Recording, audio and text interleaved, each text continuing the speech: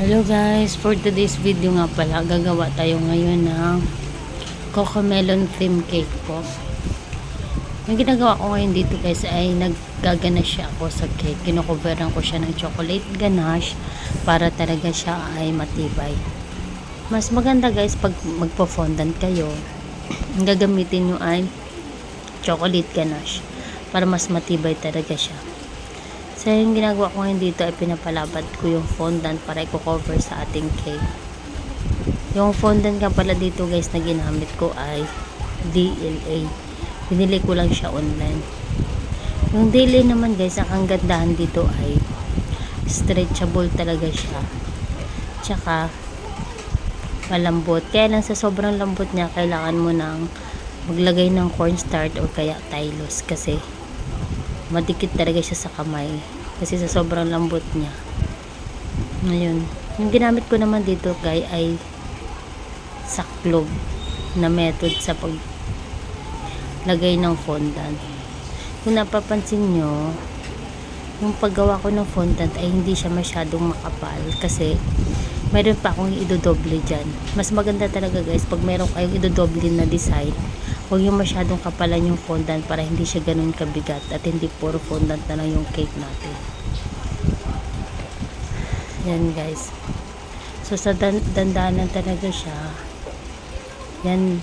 Pero hindi naman talaga siya basta-basta napupunit kasi adil yung gamit natin. Kasi kakat lang natin yung mga excess na fondant. Tapos guys, lalagay na natin ngayon ang pang-design na doble ngayon. Yan. Malambot talaga siya yan. Yan kasi ang design ng ating cake na napili ng ating customer. Yan siya guys. Puro DLA pala yan siya guys. Nagdagdag na kami dyan ng konting tiles. Dyan naman sa board guys, gumamit lang ako dyan ng molder talaga para mag-form siya na bricks. Tapos yung ginamit naman na rainbow dyan guys is gum paste yan siya. Nag-ginawa namin pero hindi na namin na videohan. Yan. Tapos ilagay na natin yung topper na si JJ. Yan guys is printed topper lang yung ginamit namin kasi yun lang ang afford ni customer. Kasi pag di man nila kayang bayaran na puro gum paste, kaya mayroon tayong choice na pwede natin gawing printed naman.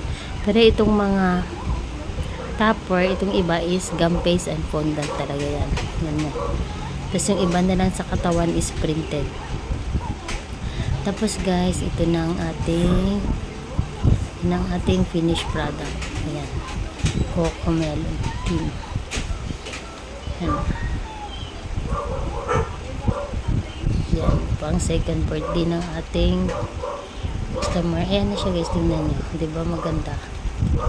Ayan. Ang ating cake ay ang size is 7x5 or 7x4 plus 12 cupcakes. Yan. Ito na ang ating finished product. Sa pag-deliver naman guys ay kami na mismo ang nagdi-deliver. Yan. Thank you guys for watching.